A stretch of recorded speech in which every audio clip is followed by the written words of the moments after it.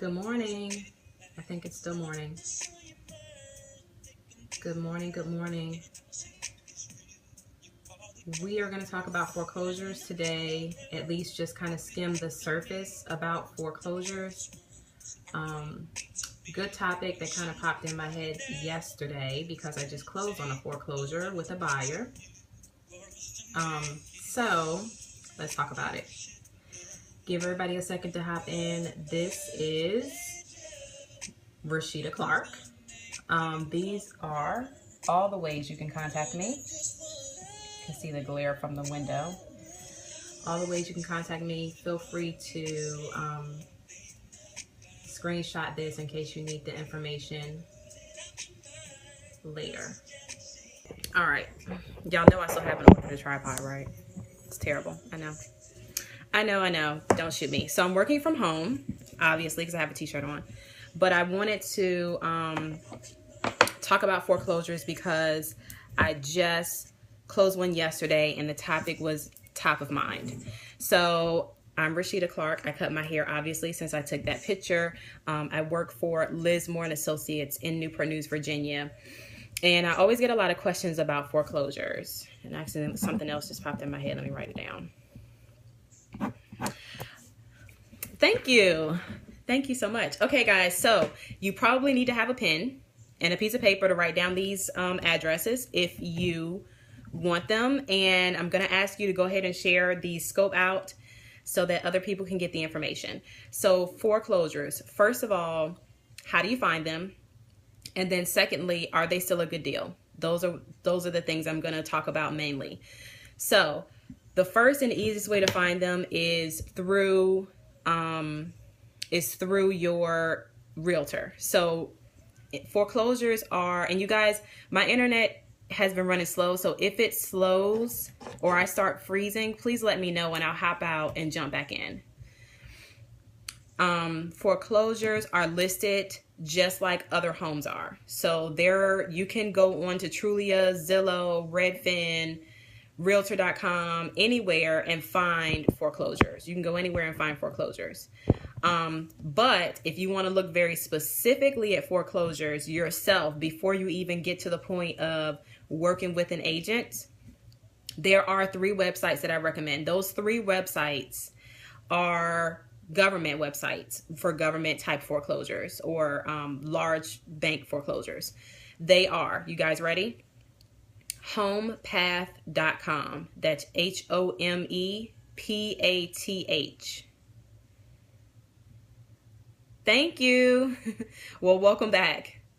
So that first website, you guys, is homepath.com. So home, HOMEPATH.com. Those are Fannie Mae homes. The second one is homesteps.com. So HOMESTEPS.com. Those are Freddie Mac foreclosures.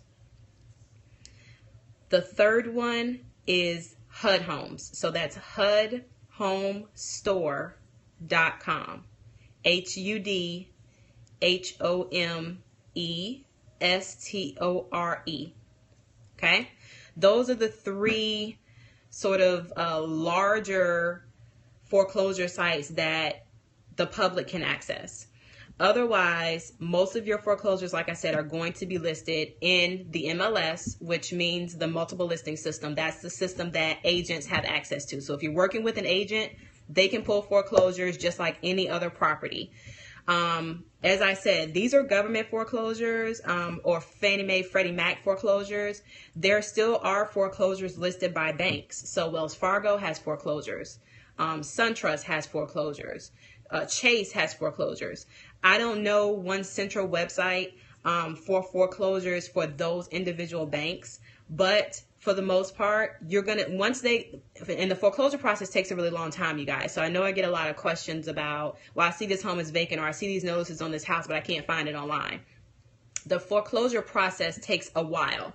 So once it finally comes onto the public market for sale, it will be listed in the MLS like other homes. So you've got 3 good websites, plus you still can go on the Zillow, Trulia, Redfin, Realtor.com, all of those to find your foreclosures. They are all listed there. And so the other thing I want to answer is, are they good deals? I would say yes. In my opinion, and from what I've seen lately with my buyers, foreclosures are better deals than short sales. And let me tell you what the difference is. A foreclosure means that the owner has stopped paying the mortgage and the bank has taken that asset back. They stopped paying.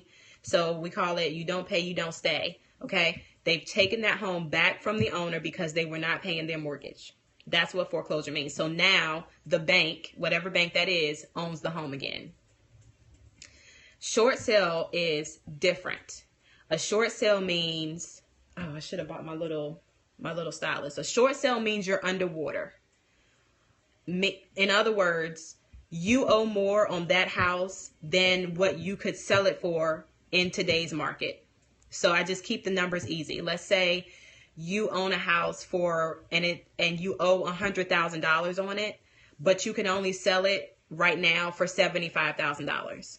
That means you're underwater. It's very similar to a car loan. If anybody's bought a car recently, if you don't put a lot down, you could have what they call negative equity on your car. It's the same situation with a house. So you owe more than the car is worth. You could also owe more than the house is worth. That happened a lot, you guys, because the market crashed a couple years ago. The market has steadily been getting better. Welcome to the scope. The market's been gradually getting better, but it wasn't a stark jump like it was a really hard crash. So even though the market's getting better, it's gradual. And so some people have not regained all the equity that they lost in their home, so they're underwater. The problem with short sales are they have to be approved by the bank. So there's a whole process that has to happen behind the scenes with the owner and the bank getting approval, because you're basically asking the bank to take a loss on your loan. So they have to get approval from the bank to do that. With the foreclosure, all that stuff's already been done. All that stuff's been done. The bank has set a price. They say this is a foreclosure. Here's what we want for this house. $75,000, $100,000. So there's no back and forth. So the process is much quicker. The short sale process is grueling. And a lot of times people will say, I can handle it. It's okay. I don't really have a time frame. But they don't ever really understand until they get in the middle of it. It's grueling. Literally, unless it's already been approved, it can take months. Months. I have a short sale listed right now. It's been under contract, I think, since February. It's almost August. There has been no headway from Bank of America. None. Welcome you guys to the scope. There's been no headway. So it's just a very hard, long process. And in my opinion, the short sales, the banks want almost just as much for the short sale.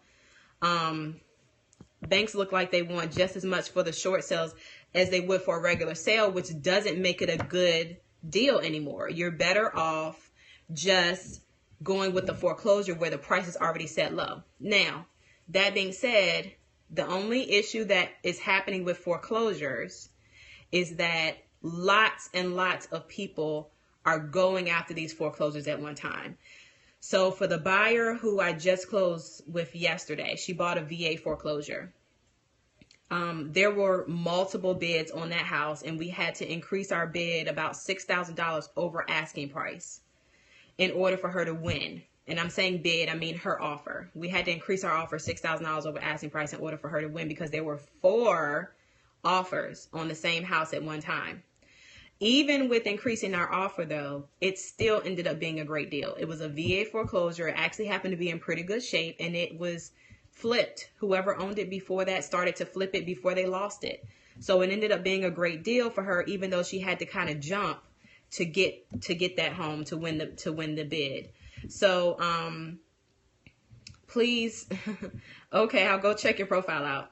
So, I hope that is helpful. Oh, the last thing I want to say about foreclosures is that majority of them, probably 90% of them, are sold as is. I think I'm going to do a separate scope to explain what as is means, but as is. So I would encourage you to think worst case scenario, and if it's better than that, then great. But a lot of times people try to find exceptions and loopholes and all that kind of stuff to trying to force the bank to make repairs.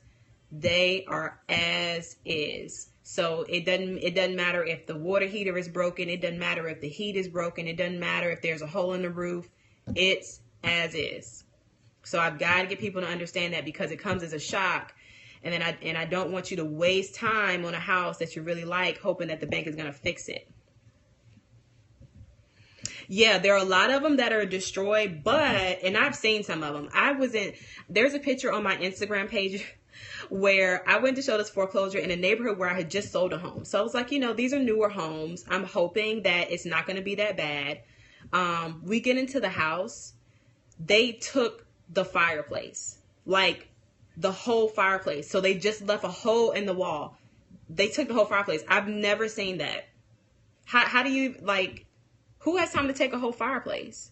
But like I said, the foreclosure process is long, and people get high and people get upset. They're emotionally upset. Things happen. They're pissed off, whatever. And so that's, to me, a lot of times why you find the homes in such bad repair, because I've just seen people just tear them up because they're mad.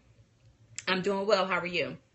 They're just mad that they're losing their home. But sometimes some of the homes that are foreclosed on, they didn't take good care of them anyway.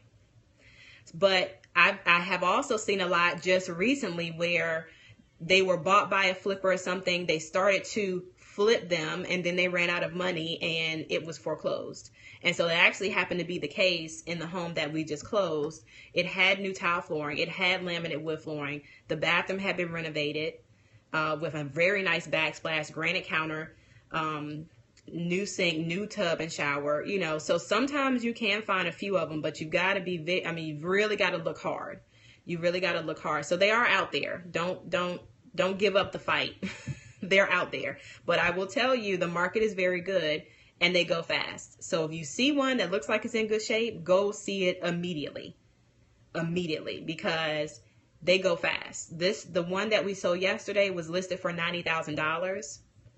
It's a nice little starter home. She's single, so it's not a big deal. Was flipped. We ended up having to go up to $96,499 in order to win against the other three offers that were in.